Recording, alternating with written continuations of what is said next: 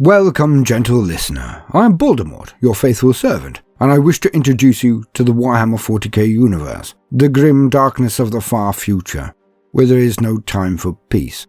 There is only time for war. And today, we are to indulge in a few tales of that mighty legion and chapter known as the Blood Angels, both tracks from the 5th edition Blood Angels Codex. And despite this not being an entry covering a specific nuance of the setting, just presenting of a few of its most iconic tales, I feel it's still worthwhile in our exploration of the great grim darkness. Two short but corking little tales that I feel really show the epic struggles contained in this setting. I sincerely hope you agree. And so, let us hear the tales of the Blood of Cartas and the Battle of Antax as we usher in the weekend. To quote, Blood on Cartas. The Blood Angel strike cruiser Baal's Fist was returning from campaign in the Wotan sector when the distress call was received. The plaid Khartas was perhaps not the most resplendent jewel in the Imperium's crown.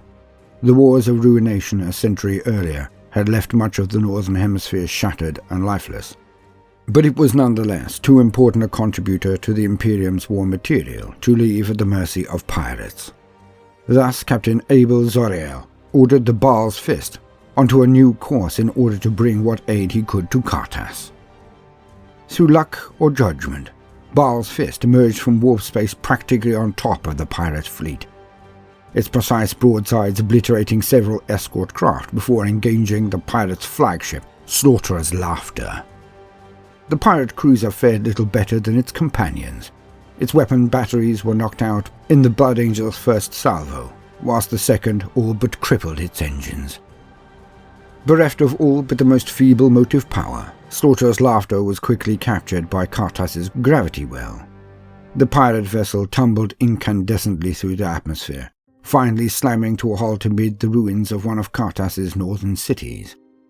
Not wanting any surviving pirates to go to ground and thus return to bedevil Khartas later, Captain Zoriel led 3 squads of Blood Angels to the planet's surface. Alas, what seemed to be a simple seek and destroy mission would swiftly grow more serious. The Slaughterer's Laughter's warp drive had been heavily damaged, but not entirely destroyed.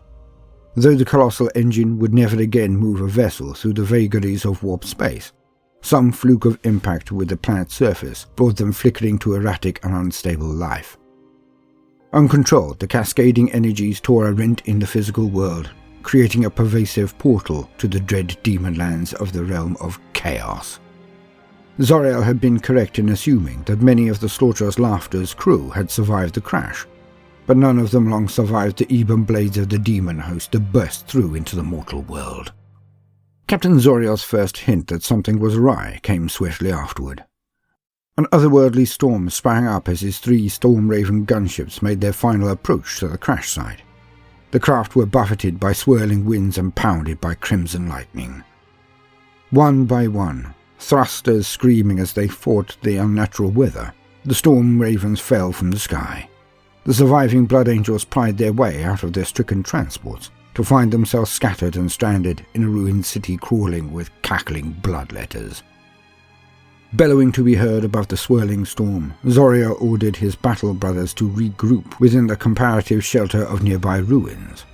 As he did so, an ear-splitting howl went up all around, as the bloodletters noticed the fresh prey in their midst.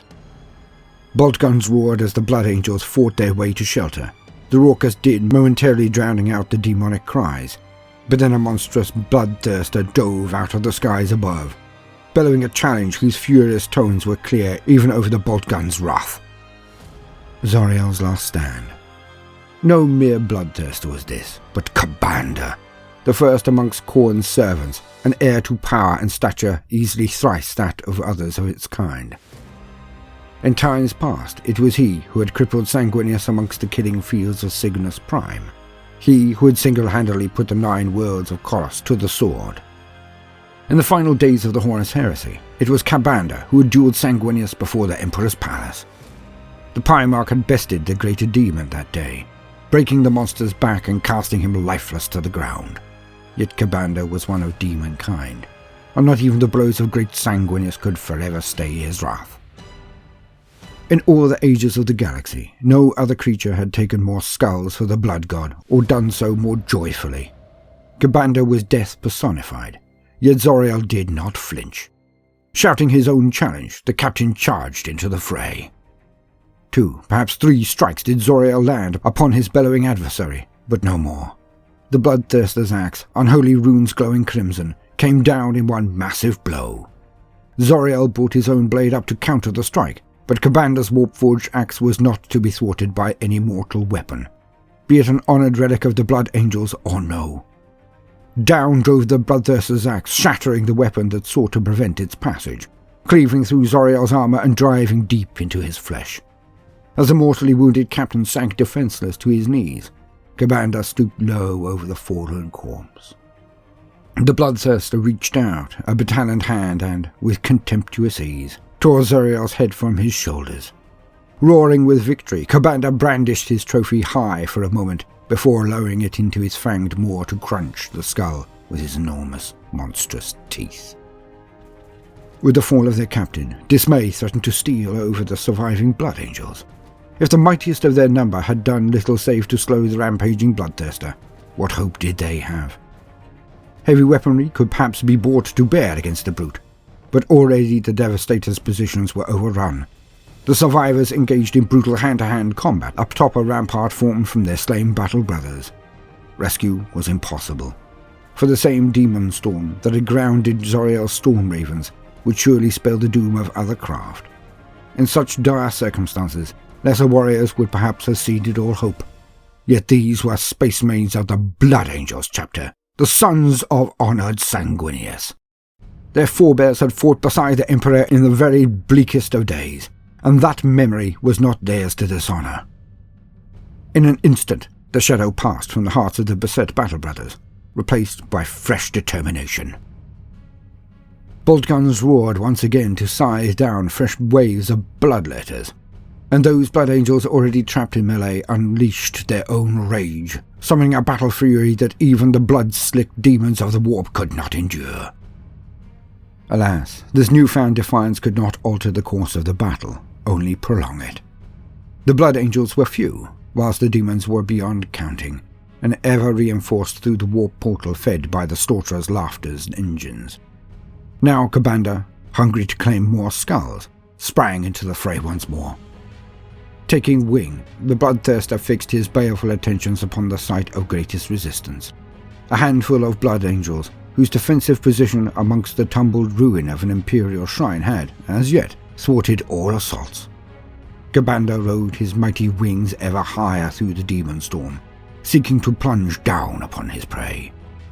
Yet at the apex of the bloodthirster's ascent, everything changed. A golden figure hurtled out of the heavens like a meteor, slamming into Ka'Bandha with bone-crushing force. The Sanguinor, legendary protector of the Blood Angels, had arrived. The Angel and the Demon. So furious was the Sanguinor's impact that not even Ka'Bandha's mighty wings could keep the bloodthirster skyborne. Angel and Demon tumbled from the air and smote the ground with incredible force, their impact furrowing a fresh scar across the ruins. No sooner had the adversaries come to rest than their battle began in earnest. At first, it seemed a clash scarcely less uneven than the bloodthirster's previous duel. Ka'Bandha had taken the brunt of the skyfall, his wings twisted and broken by the impact, fresh harms to join those wounds inflicted by Zoriel. But Ka'Bandha was still a dread opponent, the most deadly of a savage breed. Beside the musculous might of Ka'Bandha, the Sanguinor seemed insignificant. A candle flame threatened to be snuffed out by a tide of blood and darkness. Yet still, the winged warrior stood his ground, his golden armour shining bright.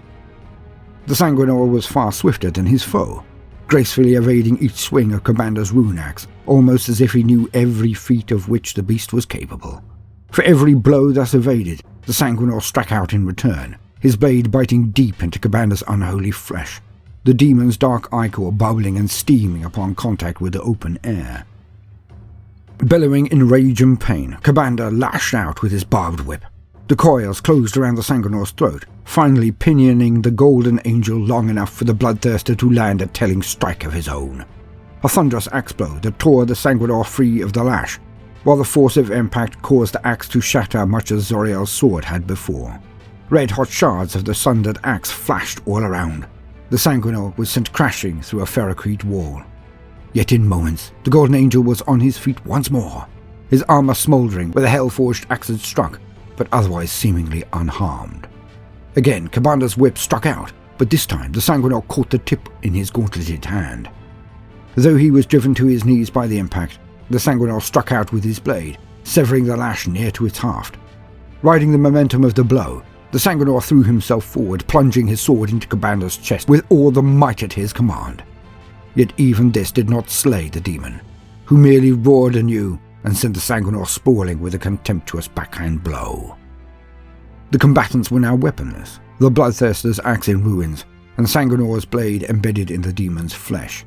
Both were worn and weary, the Sanguinor's light perhaps dimmer than it had been, Kabanda's massive frame oozing demon blood from scores of wounds. In a final desperate gambit, the Sanguinor triggered his jump pack, hurling himself at the Bloodthirster once more, one hand closing around the hilt of his abandoned sword, the other finding purchase on the creature's brazen armour. Skywards did the Sanguinor take himself and his opponent, pushing his tortured jump pack to the limit, enduring Kabanda's bludgeoning blows as best he could. Higher and higher they flew, through the lightning and rage of the demon storm to where the air began to thin in gravity's weakening grasp. Only then did the Sanguinor release his hold upon the demon's armour, closing both hands around the hilt of his sword. The Sanguinor planted both feet firmly upon Kabanda's chest and pulled the ancient blade free. No longer held aloft by the efforts of the Sanguinor's jump pack, and his own wings rendered broken and useless from wounds, Kabanda plummeted from the heavens, speeding faster and faster as Khartas' gravity grasped him ever tighter. It is said that the sound of Kabanda's final craterous impact could be heard in every corner of the planet. His body broken beyond repair, Kabanda's spirit fled back to grovel before his unholy master's throne of skulls. Kabanda's blood was not the last that the Sanguinor's blade tasted that day. Sweeping low over the battlefield, he cast the tide of blood letters from his battle brothers. A small measure of respite gained, the Sanguinor roused the surviving Blood Angels to one last effort, his clarion tones redoubling their strength, his example reforging their purpose. Thus ennobled, the Blood Angels attacked once more, fighting their way to the wreckage of the downed cruiser whose misfiring warp drive had wrought their woes. A few well-placed melter bombs later, and the warp drive and the portal it had spawned were silenced forever. The demon storm had abated with Kabanda's death, and soon gunships descended from Baal's fist to retrieve the survivors and the slain. Of the 30 Space Marines who had made planfall on Khartas, only 6 would fight again. As for the Sanguinor, he vanished in the final moments of the battle, leaving as mysteriously as he had arrived. None amongst the survivors believed him to have been slain, though they had no tangible proof either way. It was to be many years before he was sighted again. Battle for Antax. Of all the planets in the Vidya sector that could have fallen into the hands of War Gut-Stompers mechs, Antax was about the worst. As one of the sector's principal forge worlds, Antax was an orc looter's wildest dream. Packed from archaeotech vault to orbital station, with all manner of arcane technology, and of course, thousands of really big guns. Even accounting for the fact that a good proportion of the stolen weaponry would doubtless be destroyed through the traditional mech method of wiring different things together in order to see what would happen, Antax's fall was a disaster. The supply lines for hundreds of Imperial Guard regiments and a dozen Space Marine chapters were now cut, and those same weapons and tanks were certain to be used against their rightful recipients. So it was that, though his battle brothers were weary from their part in the battle against the Necron world engine, Captain Aphael of the Blood Angels turned his strike force aside from its homeward path and set course for beleaguered Antax. As the battle barge Blade of Vengeance and its strike cruiser escort arrived in orbit around the fallen Forge world, the scale of the battle quickly became apparent. The planet's outer atmosphere was choked with the blackened and twisted remains of countless space vessels, some doubtless the broken fragments of Antax's defense fleet, others unmistakably the burnt-out hulks of Orc craft. The wrecked green-skinned vessels vastly outnumbered those of the Adeptus Mechanicus fleet. Evidently, Antax's defenders had given a good account of themselves before they were overwhelmed. The only surviving Orc vessel appeared now to have landed, or possibly crashed, on the planet's surface, a short distance from the towering pinnacles of the Mechanicus Prime Forge. An obvious target, and one too good to be missed. In response to Aphael's commands, the Blade of Vengeance swung into a new orbit and unleashed a blistering bombardment that tore the grounded Orc vessel apart. The skies now belonged to the Blood Angels. The assault begins. Scarcely had the battle barge's guns fallen silent than Aphael assembled his senior sergeants and composed a plan of attack. No communications had been received to indicate the presence of Adeptus Mechanicus survivors on Antax, yet exterminatus could be considered only as a last resort. So great were the technological treasures housed within the Forge World's vaults. Thus the Orcs would have to be rooted out from the planet, though they numbered in their tens of thousands, and the Blood Angels were but a few hundred. Fortunately, the war had splintered. Scores upon scores of warbands roamed Antax's surface, searching for lootable technology. Only around the Prime Forge did a sizable horde remain. Against the smaller warbands, Aphael dispatched half of his battle brothers, organized into 5- and 10-man task forces, and supported by the Strike Force's Storm Raven gunships. Yet the real fight would occur in the shadow of the Prime Forge. The heavy Orc presence there suggested that either some of Antax's defenders still held out in that area, or that some particularly precious salvage could be found. Either way, further orbital bombardments could not be risked. The battle for Antax will now have to be fought eye to eye with the Orcs. Brooking no delay, Aphael and his remaining warriors began their drop pod assault, slamming into the Orc defences like thunderbolts from an angry sky. The orbital bombardment had ensured that the Orcs were not taken unawares by the Blood Angels' onslaught, but nor had they the chance to fully prepare for the descending assault. Only a handful of minutes had separated the last echoing barrage and the arrival of the first drop pod. Gutstomper had not even begun to beat some much-needed order into his lads when the first hatches slammed open and the volleys of bolt gunfire began to cut the greenskins down. Taking advantage of the confusion, the Blood Angels surged forwards across the broken flagstones and tumbled statues that surrounded the Prime Forge, bolt guns roaring as they drove the Orcs before them. Hundreds of Orcs fell to the fury of the Blood Angels in those first few moments of the battle, but now Gunstomper launched his counterattack. With a throaty rumble that made the battlefield tremble, the gates of the Prime Forge swung open and a tide of greenskins poured into the fray. Gutstomper himself led this fresh horde from the command deck of his custom battle wagon. Around the tank were the war boss's mega-armored bodyguards, huge brutes that strode unflinching into the hail of bolter fire. It was then that Aphael's plan threatened to come undone. Even as the fresh wave of Orcs charged forward, Squad Atrions succumbed to the red thirst. Overcome by bloodlust, the Devastators cast down their heavy bolters and charged headlong at the Orcs, only to be swallowed by the green tide. Aphael cursed silently to himself as his brothers fell. The loss of Squad Atrion's firepower could easily sway the course of battle. Worse, the captain could feel the red thirst calling to him also, its taste thick in his throat, the battle lust challenging his every action of restraint. Forcing back the demon in his blood through sheer force of will, Aphael shifted his forces to meet the new threat. Moment by moment, more battle brothers fell. Even though each claimed a score of Orcs before succumbing to death or injury, the greenskins were many, and the Space Marines few. The piles of dead and wounded grew on both sides, but still, Gutstomper and his bodyguard came on, set to crush the upstart Blood Angel's captain who stood in his path. Fortunately, Aphael had one final weapon to call upon: the vengeance of the lost. On the eve of the struggle with the World Engine, near a dozen battle brothers had succumbed to the Black Rage, their rational minds subsumed by the horrors of Sanguinius's fall. In any other engagement, these lost Blood Angels would have formed the Strike Force's Death Company, spearheading Aphael's assaults. Yet the Blood Angels' part in the World Engine battle had been entirely spaceborne, and there'd been no opportunity for the Death Company to earn glorious oblivion. Therefore, Aphael had ordered those afflicted to be placed in stasis, so their sacrifice could come at an hour when it was needed, and that hour had now come. Even before Aphael had left the battle barge, the sanguinary priest cracked the seals of the stasis chambers and performed the rites of renewal. The awoken Death Company were given over to the command of the Strike Force chaplains and taken aboard the Storm Raven Red Glory. They would not fight alone, as the sanguinary priests laboured to awaken the cursed living in the bowels of the Blade of Vengeance. The Tech Marines set their minds to the revival of one long dead, the mighty Death Company dreadnought, Moriah the Chosen.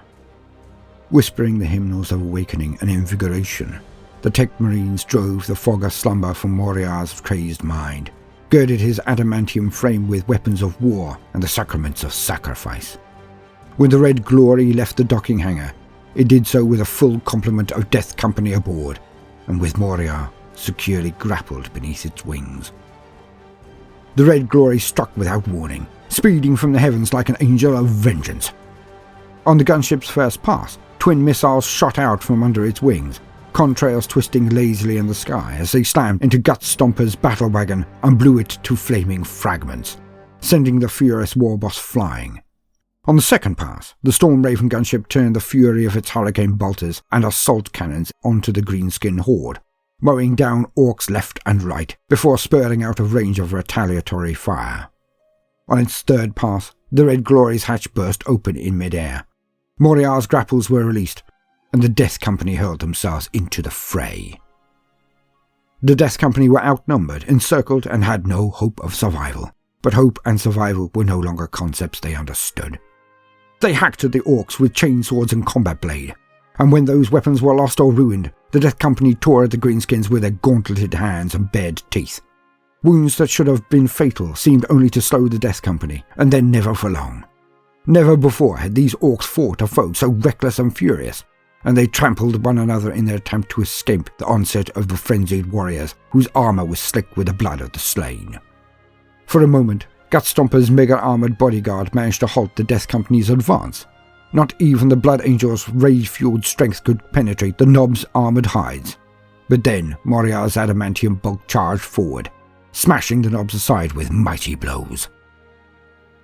Victim born of fury. As the Death Company tore the heart out of Gutstomper's counterattack, the remaining Blood Angels redoubled their efforts. With a roar, Aphael finally succumbed to the rising battle lust within his soul. Now was not the time for measured strategy, but for unbound rage. As the captain charged forward over the blood-slick ground, other Blood Angels took up his battle cry. Rising up from their defensive positions, the sons of Sanguinius charged headlong at the beset orcs. Their inner rage now becoming a thing of strength, not weakness. Seeing his dreams of loot and conquest about to be drowned in gore, Gutstomper bellowed for reinforcements, but Aphael's other task forces had done their work well. Those orc warbands not already slain were fighting for their lives elsewhere, and the only boys Gutstomper could call upon were even now fighting and dying around him. By the time the war boss fell, torn apart by Moriah himself, the heart had long since gone out of his war. A scant hour later, with the red thirst slacked and the orc all but obliterated, the hunt for survivors began. Antax belonged to the Imperium once more. End quote. I hope you have enjoyed this presentation of two iconic battles of the Blood Angels. If so, then please do consider liking and subscribing. If you do, then hit the notifications button, as I would not want you to miss out. Now, no matter what you do today, do try to make some time for fun. Toodaloo.